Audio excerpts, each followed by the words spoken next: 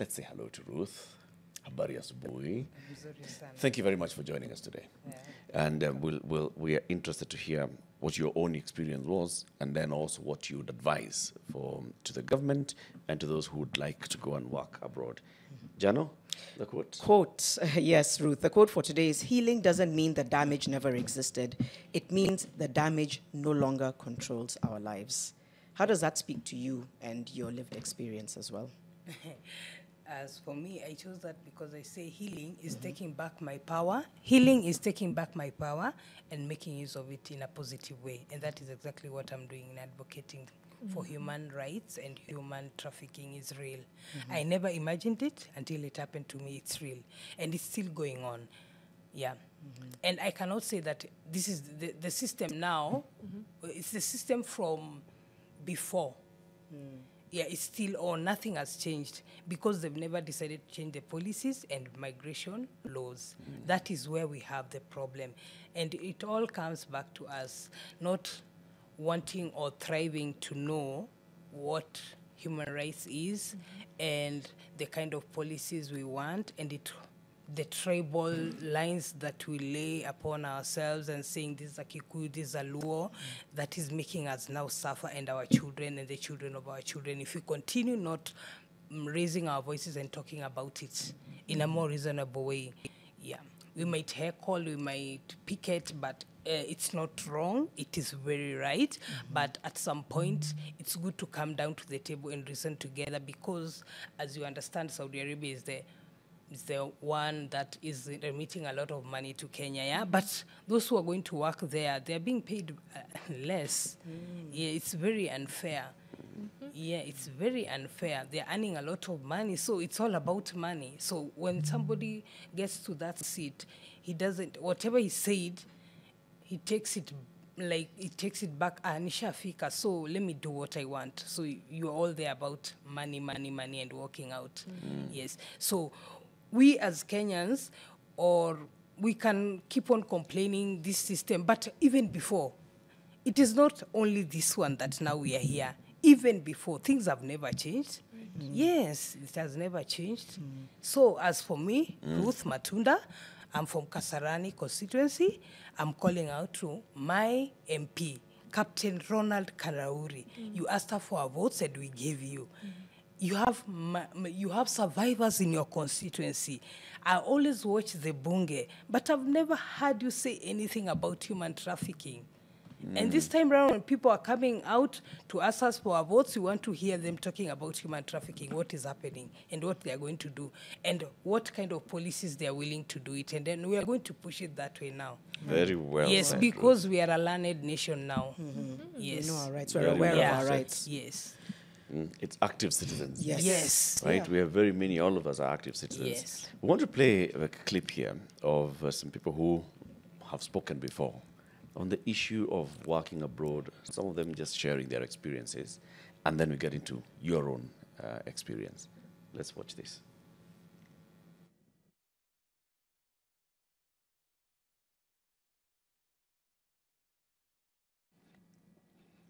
Or was it a feedback for something? Okay, so we'll get into that and see what the feedback is saying. Good morning. Yeah. Wow, okay, can't read that far. Good morning, I'm Miss Mwangi, working as a heavy... Oh, okay, no. Wish me a happy birthday. Oh, wish me a happy birthday, okay. I was taken to Saudi, let me tell you, even me, I'm struggling, but let me try. I was taken to Saudi 2022 in December. I lied to that I was being taken to Dubai. I had no choice but to comply and go. I've been traumatized since my return. I quit the work. I ran away and found my way home peacefully. We lost a friend in the deportation, and she was buried there. Saudi is a no-go zone. Good day. First of all, Ms. Mwangi, happy birthday. We're happy that you're still here with us, and we're so sorry for your ordeal and the ordeal of your friend. This is obviously such an issue. It's a crisis, actually. I feel like we are downplaying the fact that it's at this level. But Ruth is here, and maybe Ruth, if it's okay, you can just take us back to how you found yourself there, because it's so important that you are advocating for the rights. That's why you're here, and that's what you've been doing. How did you find yourself there? Looking for work. Yes. Okay.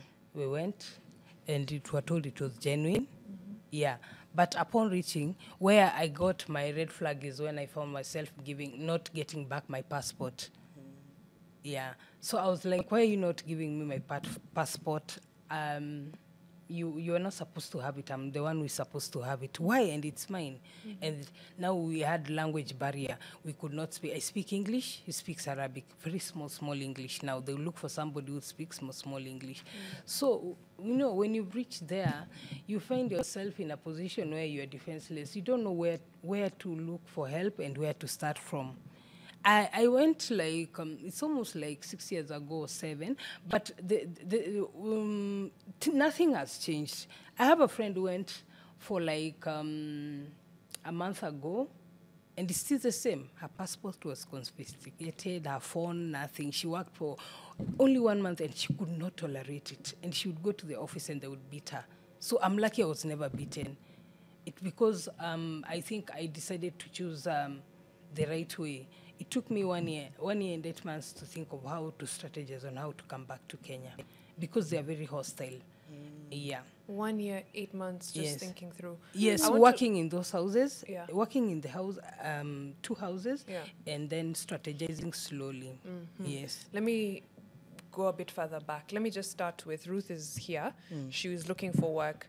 Where did you go? Did you go through an agency? Did you have a friend on the other end in Saudi? Who did you go to get you that work? These things are done in snowballing. You know a friend who knows a friend who can help you get a job. Yes. That was the case for you? Yes. All right. So they put you in touch with an employer directly? Yes. All right. And then you got your papers and you went over? Yes. In 1 week's time, I was out. 1 week time? Yes. Did you register with the embassy, with the National Employment Authority, with anybody? Register? How no? Yeah, even now they don't register. It's done for them. Through usually the recruitment agencies? Yes. But at the embassy, when you were getting your visa, it was a work permit or a regular like tourist visa? No, mine was, it was written housekeeping. Yeah. Okay, housekeeping. It is not me who gets. Right. Let me get it right. It is not me. Okay. I'm giving out. I get the passport. The person, the agency is the one that is working for that, for me to get a permit and everything. Me, I'm just called. You can go now. Okay. Yes. So then they got Until you a work today, permit. that is how it is. It is done. Yes. So the agency got you the work permit, Yes. the ticket Yes. as well. Okay. You land in Saudi. What next? You're told there's only one language, in Swahili unaimalizia hapa kwa airport. So when you reach there, it's just Arabic. So it depends on how fast you're a good learner.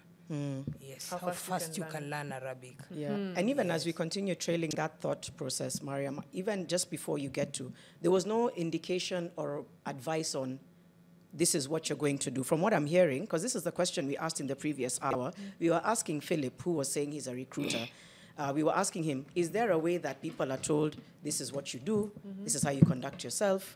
I think he was saying most of what they're told is how to do the household chores. So even for you, no advice, you're just told, Shika passport, get to Saudi, and then from there, you just keep it moving.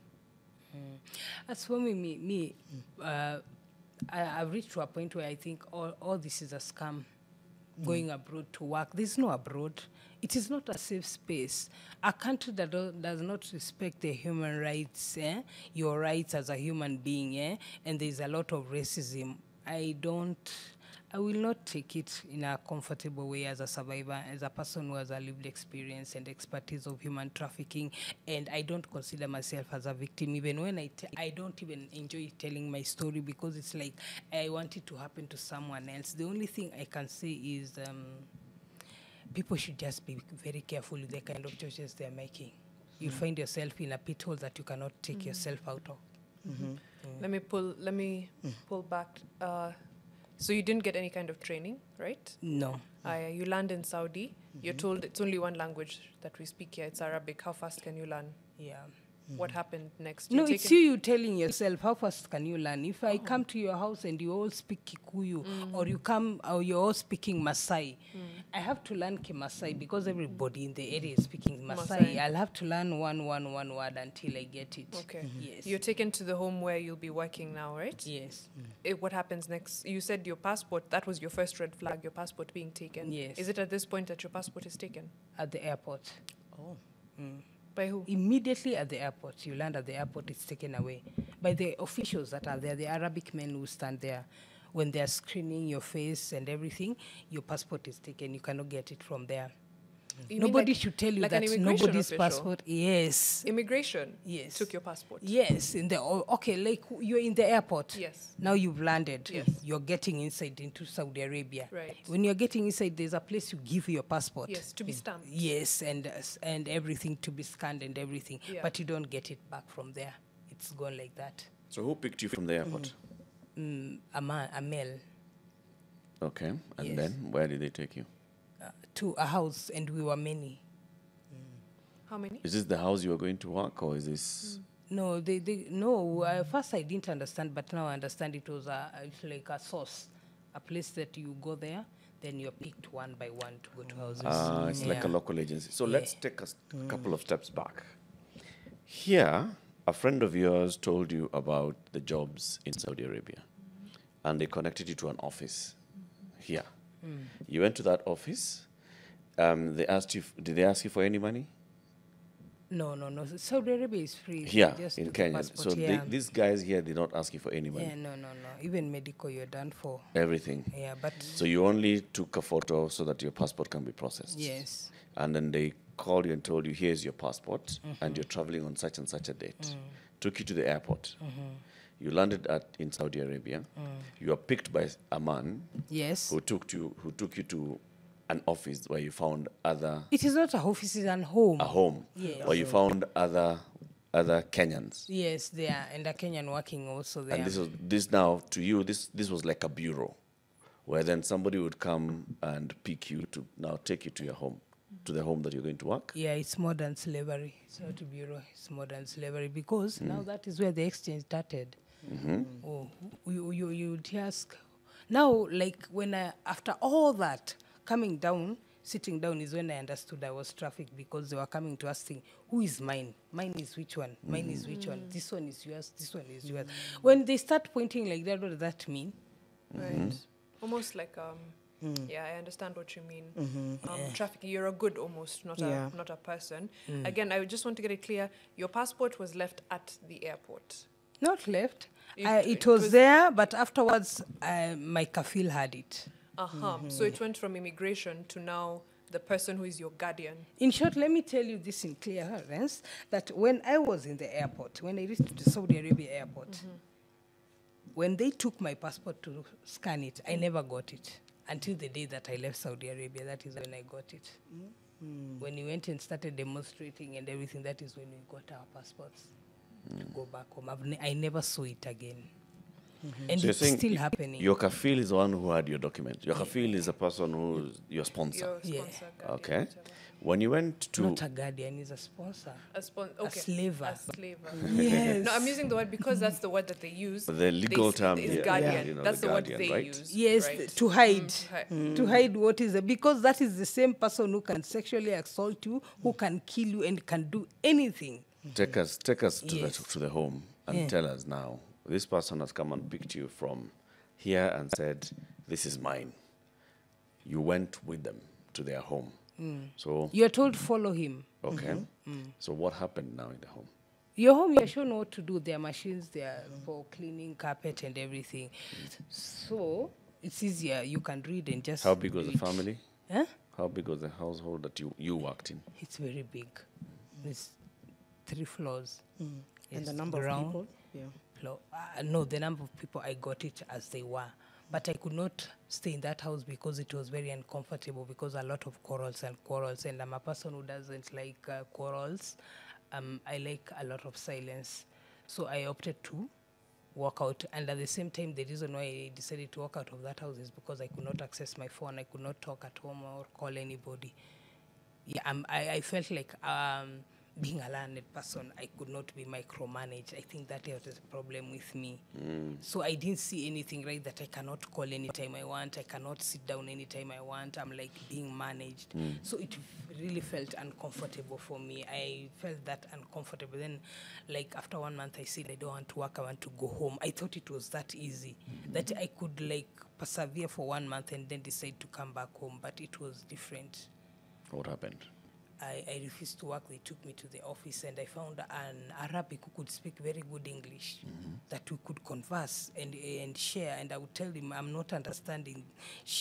Can you tell her in our country we have very many languages, but it's not a must in 1 month I'll learn your language. That is when I decided, like, I will never tell them that I know their language. So I knew Arabic, but I could not speak to them. Yeah, I would still speak one word and speak in a way that they would not understand, so that I would know. There was a lot of mistrust now because I knew I was in danger, so I had to use my own tactics. So now when you came back to the office, I was taken to the office. The office, they asked me what I wanted. He could speak very good English. And it was an agency who could speak very good English. And my agency in Kenya is the one who helped me also to, like, get back to another house again. So I was changed. He told me that you're supposed to be changed to 3 houses. After 3 houses, you have to come back. If it's not working, you come back. And he told me that in 3 months' time, if things are not working, you have to come back. He tried to help me, but the system in Kenya could not help me. So you moved to a second house. Yes. How did you find that second house? How was it? Now, what I went to do there was not in the contract. I was acting like a nurse now. But I could not administer medicine. There was a sick person in the home? Yeah. And it was your job to take care of them? Eh? It was now your job to take care of this sick person? It's an old lady. She had, is it called eczema? That disease that you forget all the time. Old dementia. Age, dementia, yeah. And she's working all day. So I was strategizing on how to come back. It's not easy. Did you go to a third house? No, I opted not to. Okay. The first one does not work. The second, also, of course, the third will not work. So I stayed there for now the 1 year, 8th month is when now I decided no, I could not persevere anymore. But this one was a little bit better. It was a little bit better, but not good enough. What do you mean by better? What were the living conditions, working conditions? So first of all, this was not what you were contracted to do. So you found yourself in a care job that you had not, agreed to. So you said, you know what, were you administering medicine? What were the working conditions like? What were you doing on a day-to-day basis there? Cleaning. The first one, my contract was for cleaning. Yeah, so for the second one, also was taking care of the lady and cleaning. Yes. All right. Yes. When you say you were persevering, what was it that you were persevering through? I was not comfortable. Because I could not get enough sleep. Yes. Could not get enough rest. How much sleep are we talking about? Like, when would you wake up? When would you go to bed? I would wake up when the old lady wakes up, and I would sleep when she sleeps. So sometimes she could sleep even for 2 hours or 3 hours, and I have to be up with her. Yeah. But it was a little bit safe because the father of the house was never there. So I felt a bit safe. The other one, I was never comfortable. Yeah. The other one, when you say you were not comfortable, I know you've mentioned that you couldn't make calls when you wanted to, you couldn't leave when you wanted to. What does that mean? Were they withholding your phone? Were they hurting you in any way? What was it about you that said, let me go and try and leave this place because I don't like what's happening? Okay, the shouting, the screaming, because I could not understand what you were saying. And another thing, I'm not very I decided to be very argumentative, because when I find that you're going up, shouting, I always come down and start strategizing. So when I would ask her to give me the phone, I have my phone, we call it Jawal. I can use, you can give me internet, I use it, and and a Saudi card I can use so that I can communicate. And she would refuse to say that you would only use a phone when I want. That is another red flag, the second one. Yes. And the third one was food. What about food?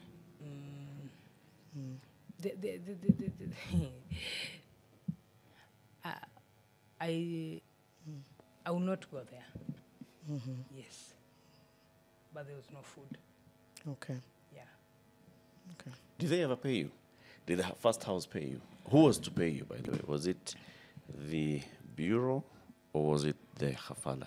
The kafala is the one who pays you. The husband is the one who pays you. Okay. And you know, it's very funny. You know, I came to understand that the woman can be your kafala incognito. What does that mean? It means that I want a house help, but I will use you to get one. So I am your boss indirectly. The man has no say because the woman is the one who took the money and paid for it. Yeah, it has a lot of twitching and dynamics that it's so twisted. Yes, it's so twisted. How much did they pay you? 20,000 Kenya shillings. Was that what you had agreed by when you were living here? No, they never said it would be that much. What was it supposed to be? When you were here and your friend had 60. told you about the job, 60. here you'd been told the job pays you 60,000 shillings. And then you get to Saudi Arabia and they pay you an equivalent of 20,000 shillings. Why the difference? Did they tell you? I would like the government to give me that answer because I don't know. I don't know why. Did you ask I them? could not force them to pay me that. Did I you asked ask them? I asked them, but they said that the contract was that. Yes. But my contract here I signed 60,000. I can remember very well it was 60,000. And you went with a copy of it? No. They kept the It copy? remained there. So, you know, Ruth, there are many times when we hear of two parallel ways of going out of the country for work. Yeah. There's the registered agencies and there's the unregistered agencies. Let's call them just rogue agencies. Out of those two, which one do you think you dealt with? I don't even know because all of them are rogue. Because some are blacklisted and they're still back. So which one really know that is rogue and which one is not rogue? If I blacklist, your nini is blacklisted, and I'll find that it is still taken out of the blacklist again and it's working and it's recruiting people. Which one will you know it's rogue and which one is not rogue? And you know the worst part is you can never know which agency is strictly mandated to take people to Saudi Arabia, not Iraq. Which one is strictly mandated to take people to Dubai and not Qatar? You can't know. Have you ever visited the National Employment Authority website? Yeah. Did you find your agency there? No. That one I did when I started advocacy. Exactly. Yes. So when you came back... Before you I did not never know. knew all this. I never knew even there are organizations that work with human rights, that they do with human trafficking. I wish I knew. If I knew, I would not be in a position where I'll have traumas. So where you are today, because you came back and you decided, I want to do something so that more people don't go through what I went through. So you started gathering information, engaging with other stakeholders so that you can learn more and you can champion and advocate for these rights. So since then, looking back, going through the NEA website and looking at all the official channels. I don't look at NEA website. Why? Why NEA? NEA is not doing its work. It should be like sensitizing people to know what is human trafficking, even in Mashinani. We would not have people being trafficked from home in the rural areas without even landing in Nairobi and going directly to work. Without any information of the kafala law, what is happening. Kafala law is bondage, is coercion, is forced labor. A country does not respect the human rights, that is no place to go. But because of money that sold Jesus is selling Kenyans now. Yes. So now it's not doing a job. So you don't, do you know whether there are any licensed agencies that are doing a good job? Having talked to the people that you've talked to now, people who have gone to work in Saudi Arabia, in Qatar, in all those countries, and others, do you know whether there are those who have actually gone through a better experience than you did? Yeah, I know. And a different process than the one that you went through? Yeah, it's out of luck. There are those who went, even with rogue agencies, and they came back well. Yes, that I cannot identify this is rogue, this is not rogue. Yes, and the reason behind it is because They are all owned by, the majority are owned by government officials. How do you know? That is why I cannot even, like you're asking me, I'm like, I don't know how to answer you and tell you this one is rogue, this one is not rogue. Yes. How do you know they're owned by government officials? We know. We just know how the trend is going. Yes. If I am for an agency, let's say NTV agency that is putting people out into outside the country, it's just logistic. You just see how it's going. And then I'm like, the next thing I'm in the media, Nation, the newspaper, I'm blacklisted. But at the same time, again, I'm coming back again with the same people. The name has changed a little bit. There's a little bit of twitching on the name. And then the same agency again is recruiting. How powerful is that person behind that? If it was me, a common mwananchi with an agency, I would not go far. I would be in jail now. Yes. So they're well connected. They must be well connected. Yes. I went with a broker, but the broker, the agency was held by a prominent man. That is how I knew. Although, so this game is played. So me, I went through an agency that was owned by a prominent man. Yes. At the airport here, when you are going now, you're leaving the country, usually you go through several steps. You're checking in, and then you go into immigration, and they'll ask you, so where are you going? Let's see your visa. Do you have a valid visa? Do you have valid travel documents? This and the other. They'll ask you a couple of questions. Were you asked questions here at JKIA when you were leaving? No, they never ask questions. I'm wondering what you're asking. Huh? They only tell you, where is your luggage? Is this a passport? They see, oh, it's valid. Yeah, you go. You go to Saudi Arabia, they just check. No speaking, you just go. So that is when I had an issue there, I asked them, I called the Embassy of Kenya to help me. I am in the house, I sent videos and everything, I asked them. And then I would ask them, they would tell me I came through a broker. I asked them, how did I get out of Kenya through a broker? You should have stopped me in the airport. Because me, I didn't know it was a broker. Okay. Yeah, okay. Okay, me, what I want is this. Let us have safe migration, whether it's rogue or not rogue. Because at the end of the day, they're not even, we cannot see even, we are not seeing any arrest or any changes. Let us have returnee programs being in place. Mental health facilities, which is very expensive even for a survivor to pay for themselves. Yes, we would want to see that. Now, because when keep on relying on it happened, this, now how do we go forward? How do we move they forward? will never stop doing it. They've never stopped. 10 years, 20 years before. In the time of Kibaki until now. Yeah. It is the same thing, same trend, and it's happening now. We keep blaming now this system. The current regime. Yeah, but it's not the in current terms of it regime. not stopping, we're hoping, I think that's why we're having these kinds of conversations, is just to interrogate the system. May not change overnight, but hopefully it begins to unravel the things that need to change. Just wait a bit, Ruth. We have Bigeni on the phone. Bigeni is in Mombasa. Bigeni, thank you for joining us online. If you can speak to your experience briefly as well, Bigeni, in terms of how you got to Saudi Arabia and some of what you experienced before coming back.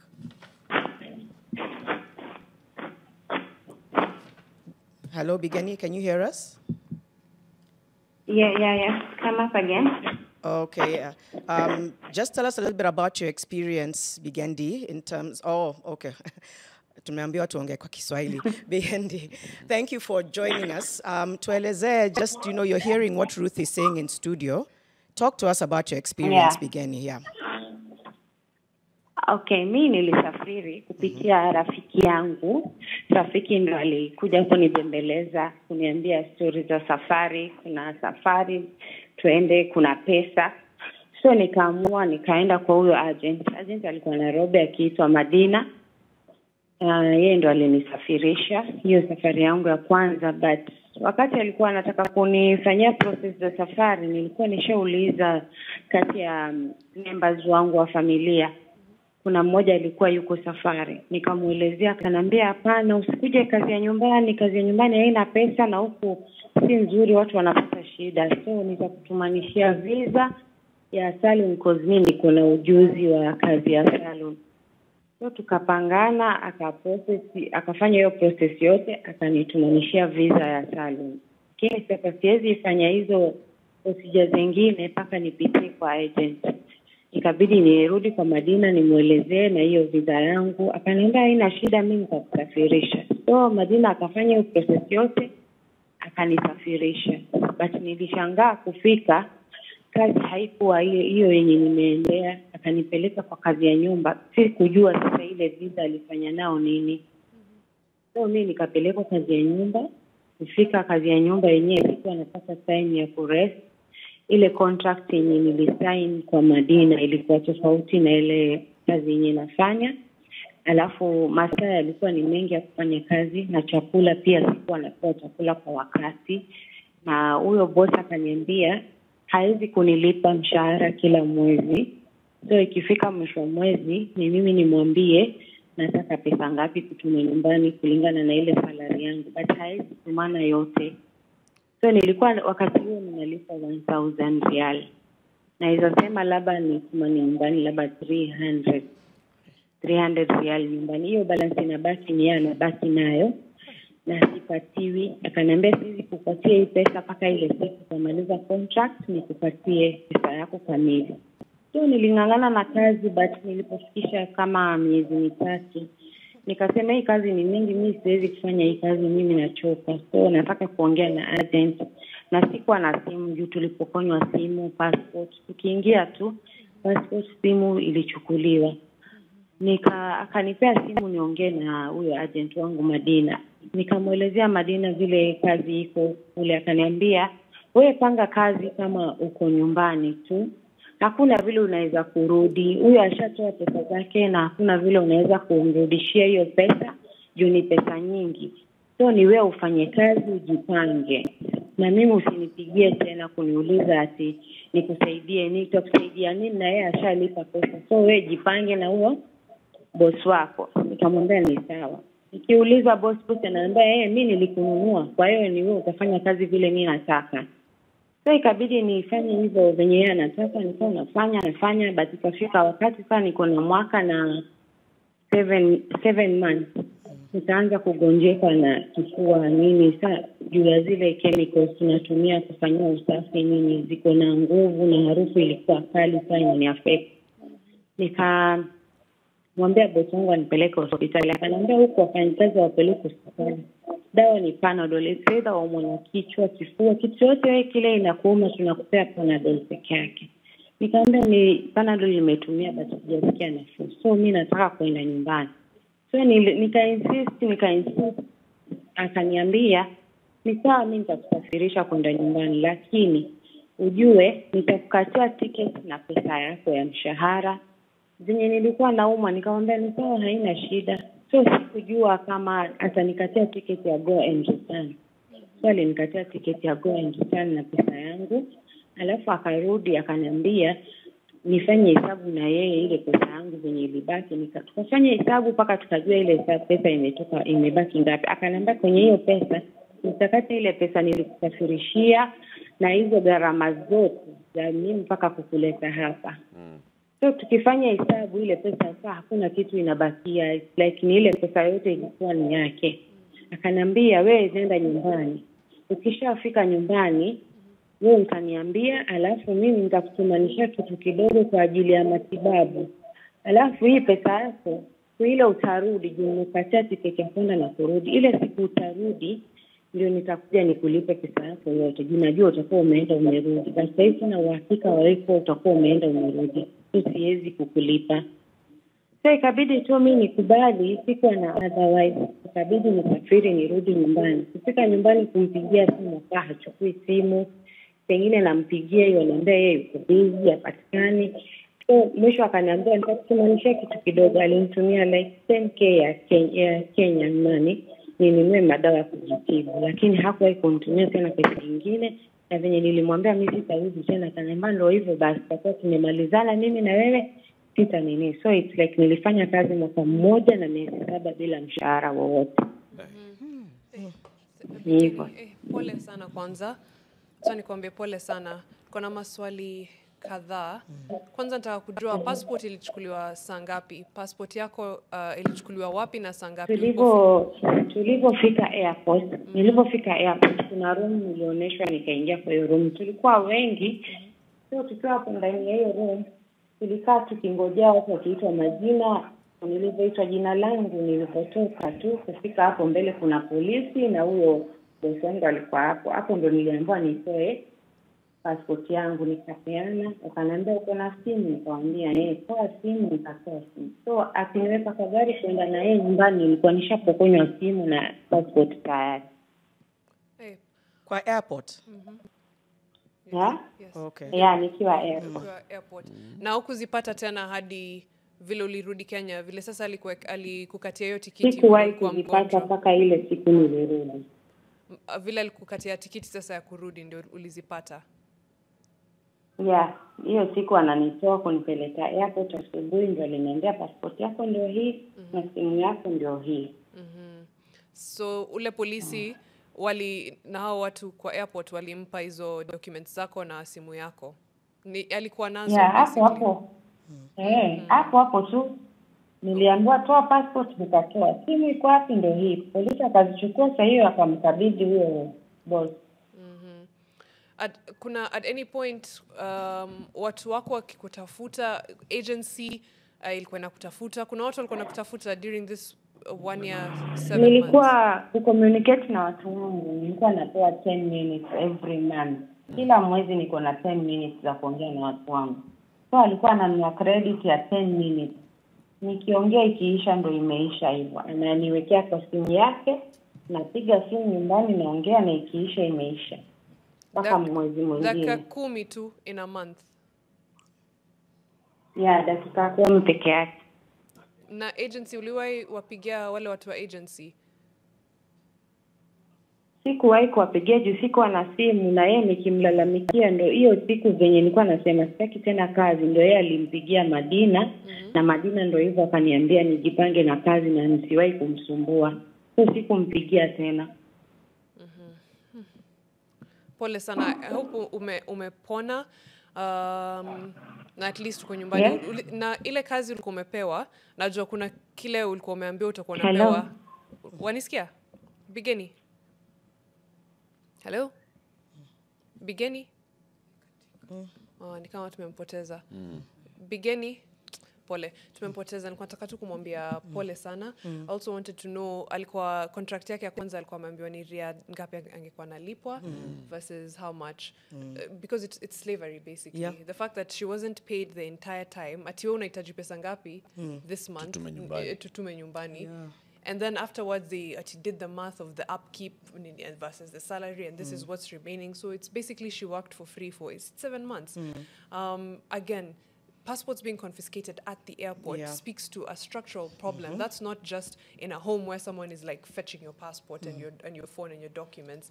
That's clearly a structural problem. So where's our Ministry of Labor, the State Department, the National Employment Authority? All of them are complicit in this. It brings me to that issue. When we had the NEA Director General here, and we asked, what's your budget?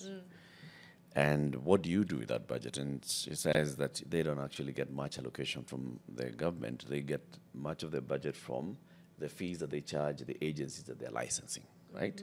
So they do not have even sufficient budget to be able to run campaigns in villages to create sensitization and awareness. And then it goes back to the ministry itself, the Ministry of Labor and Social Protection. What's the budget at the ministry? And what are they doing with that budget? Knowing full well that there are people who are now being recruited from villages by rogue agencies. You don't know whether there's anything about licensing of an agency. You don't know whether you can check whether this is a properly licensed agency, and so on and so forth. So there needs to be awareness and proper campaigns on all media and platforms and, in village barazas and market days and all, so people can know. And sensitize. Yeah, because people do not know. And remember, she told us that they had done a bit of some campaign in Kilifi, but it wasn't, still we pushed back and it wasn't sufficient. And you can hear this. For the life of me, I am sure that the agencies that we've had being mentioned here this morning, those two, these are rogue agencies. These are just human trafficking entities, not recruitment agencies in any way, form, or shape. Yeah. It's like those ones that pick girls from shags, they bring them to some estates here in Nairobi. You see it at a kiosk somewhere, and it's called an employment bureau, and they have absolutely no connection with where you've come from or where you're going. Yeah. Now, take that to an international scale. I think that's happening. Yeah, you even going back to what you're saying, them saying that they don't have sufficient funds, okay, do something, because you're bypassing the livelihood and wellness and rights of people. It just sounds like a cavalier attitude. I think if you're aware that this is happening, find a way to hone yourself in and say, hang on, can we just all come together and figure out what's going on? Because people like Ruth and Begin are not speaking out of imagination. These are real life experiences happening. They're all aware. That's the other wild thing. And there's a lot of pointing fingers happening. I haven't really heard accountability being taken. Victor, the caller who came in and said he's been there, is the only one who extended an element of empathy. Obviously, Amnesty and the work they're doing. But, you know, even though Philip was speaking to his experience, there was a hesitation to take accountability to say, yeah, I think actually we do need to look into it. But it was like, that's not my department. Yeah. Mine is just to make sure that people have their domestic workers, people have their employees, the rest of it, I don't know. And I think that's where the issue is nobody's talking to the other person or taking accountability. But to your point, Mariam, for passports to be taken at the airport, taking advantage of language barriers, I suppose, and whatever system is happening, that's very jarring. It is very jarring. And we've spoken to people who are sharing their lived experience. But I know when we do have someone who's in a position of leadership here, they'll talk to you about this is what's in place, this is all of that. They'll give you all the numbers. That bilateral agreement between us and the Saudis, what's contained in it? Why is it not made public? I was looking at, this is the Amnesty report. On the recommendations, it's that the stipulations of that bilateral agreement be made public. The people who are, how can I be going to a country to work there and I don't know the labor agreement that we have? I'm just guessing or hoping that it's the best. And Philip spoke to our labor laws, Saudi labor laws, fine. Are they being upheld so far? I don't think so. I don't know what Saudi labor laws look like, but Kenyan labor laws, I already have had 1,000 red flags, right? So then if there's a bilateral agreement and we're not privy to it, and other countries are doing that for their people, Ghana, Philippines are good examples that we've talked about. If they can create structures for their people, and then you don't hear of Ghanaians and Filipinos going through the same things. What's so hard about doing that for Kenyans? And which country is it that I think Zaina cited off camera? Philippines, where the funding, the employer takes And the Ghana money as to the well. employee to the To embassy. the embassy. Philippines has actually a very well-documented and structured way of sending workers abroad, where the government itself is the one that negotiates with the host government, and then Philippines comes in and they've established a proper structure of how workers come and they go. If you're going to the Middle East, you're going with a full knowledge of government, that this is Eric Latif, who is going and they're going to be working in this particular place, and this is how much they're getting paid, because also they take tax out of that. Right. Okay, and insurance and all. Remember, our government was also coming up with stories about how then these workers can take up insurance to supporting them coming back. So there's all these things that have happened. Philippines has done it. Right. It would have been good, and I was In asking. the UAE, so many of the service workers are from the Philippines. They're the Filipinos. And they have a good standard of, just from looking from the outside in, the standard of living is quite good. But Ruth, I don't know what's tickling you. I saw you were laughing. Is it because you're trying to imagine a world where things work like this? No, I'm laughing because we are in a system where tajiri mmoja aponye maskini 100 wakufe. That is where we are, because it is so simple. They can do it very well. If it is for them, they implement, make policies for themselves, something that favors them. But when it comes to a common mwananchi, surely, we don't have migrant workers laws in place. We are on our own. You go there, you are on our own. Me, I was on my own. When I came back is when I started now scrutinizing, looking, striving to find myself through it. How did I find myself being trafficked? And I found the problem is many laws, policies, they are not put outside so that you can see for themselves. I had to go for seminars and and conferences so that I could hear the learned people speaking, that I would understand what is really happening, what happened to me. That is the only way I could find out. That I discovered that so many things are not, Kenyans don't know. They don't know. Maybe it's time we also call it what it is, which is it's human trafficking. Yes, Because- it is. Yeah, and I am glad, and you're the one who made me change to that language, because you said you were trafficked, and I had not thought about it like that. Because you think of, and we have a big trafficking problem right now, but it is human trafficking when you are you move to another country, another place, under the false guise of labor, of a job, of the promise of an opportunity, and then you go and find out that that's not it, or your wages are withheld. All of that is human trafficking. And your documentation. Modernized human trafficking, bondage, name it slavery, that is entitled in the kafala law has that. It is exactly that. Now I came to understand the kafala law under the Musaled. I understood everything, because you know when you go through something, you want to find out how you found yourself there, and that is exactly what happened. Because now as I started thinking like we need a survivor. A program for them when they are coming back. They need a program for them. We need survivor to create awareness. Like we should be assisted, like to create awareness in a modest way that people could understand what is happening on the ground. We would not have so many people. You know, we have a lot of mental health cases. Very soon we are going to have. Well, if it's continuing like this, we are going to have a lot of people with mental issues. You can imagine me, Ruth, being a president of mental health people in my country. It's very uneasy and very uncomfortable. But I know there are people who are compassionate and reasonable, and they'll come to make those policies in place. When it comes to data collection, they include survivor leaders, and resources include survivor leaders. You know, when you're given a feedback, it is not an attack. Even today, after from here, if I get a feedback, even in the social media, in the platform, somebody telling me something you said, I'm getting that, that is growth. I will never take it in a different way. Yes. We're winding up in 1 minute. Anybody who's right now considering domestic work abroad, how would you tell them to keep safe, if at all, to consider it?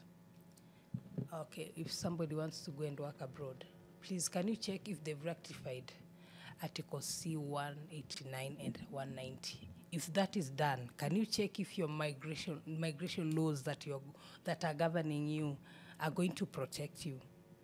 If you go there, how are you going to come back? The policies, please find out, scrutinize, go to digital, everything, just peruse everything. Go to near, know what is happening. Yeah. Right. Thank you. I think now. Easier said than done. The work of the National Employment Authority, the Ministry of Labor and Social Protection, this is it. And we'll continue pulling at this thread because too many workers have died abroad and of negligence, not of natural causes, accidents, etc. Too many Kenyans are being trafficked without their knowledge. Some here, some in Saudi Arabia, in other parts of the Middle East, some as far in as Myanmar and elsewhere, in Thailand, and we've spoken about this and we've seen those stories, but it needs to be something that's top of mind for us as we continue to watch on every other story. As we continue to be told to go look for dollars and to get remittances and to go find opportunities abroad, we need to be aware of these dangers. Exactly. And we also need the accountability. That's not coming through, and that's uncalled for. But yes, thank you, Ruth, for sharing your story. I hope you're now in that season of healing and you're doing better. And to Bigeni as well, Asante Sana, thank you for calling in. And thank you guys as Fixers for talking to us and engaging with us right here on Fixing the Nation on NTV, Nation FM, and across our digital platforms. Eric Latif, Mariam Bishar, Janet Bogwa signing off. We're back again tomorrow. For now, have a good day.